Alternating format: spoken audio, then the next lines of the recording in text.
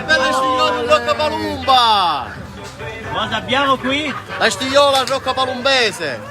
Ma come viene preparata allora? Viene preparata con il grasso di agnello, budello di agnello e cipolletta nostrana. Ma che sapore ha? Possiamo descriverlo il sapore? La devo assaggiare.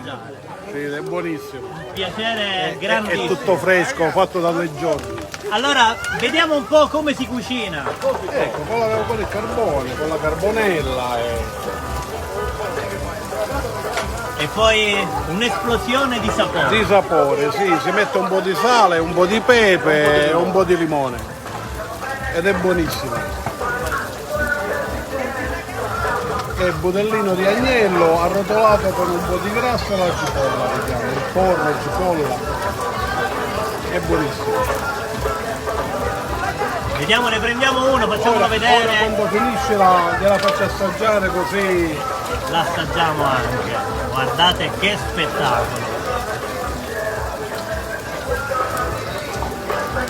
Perché secondo lei questo prodotto è così amato? Perché? Per il sapore? È amato per il sapore, perché è buono, è gustoso, per questo la gente, diciamo, li mangia, li cerca. Noi ne facciamo circa 3.000-3.500 in 2 giorni. Sì, In tutti i momenti della giornata, che sia un pranzo, spuntino, sì, cena. no, soprattutto a pranzo, perché è un po'... Pesante, È un po' pesante, sì. Quale bevanda abbiniamo? Ma un bicchiere di vino anche rosso va benissimo. Poi a chi piace anche birra, vino bianco. Allora, Ma soprattutto io lo dire? gusto con un po' di vino rosso. Viva il Rocca Palumba! Viva il Rocca Palumba e tutti i roccapalumbesi.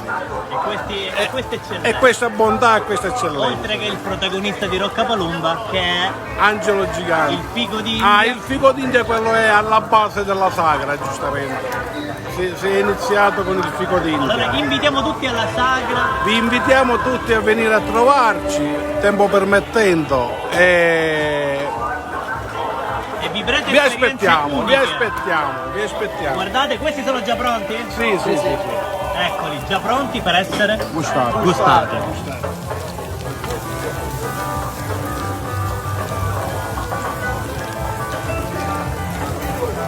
Poi abbiamo anche la carne della macelleria qui. Guardate, anche una bella fetta di carne. Anche salsiccia. Chi ama i sapori, chi ama il buon gusto deve assolutamente venire A gustarli. a gustarli. Allora salutiamo tutti. Ciao! Arrivederci. Arrivederci. Buon Vi appetito. aspettiamo e buon appetito!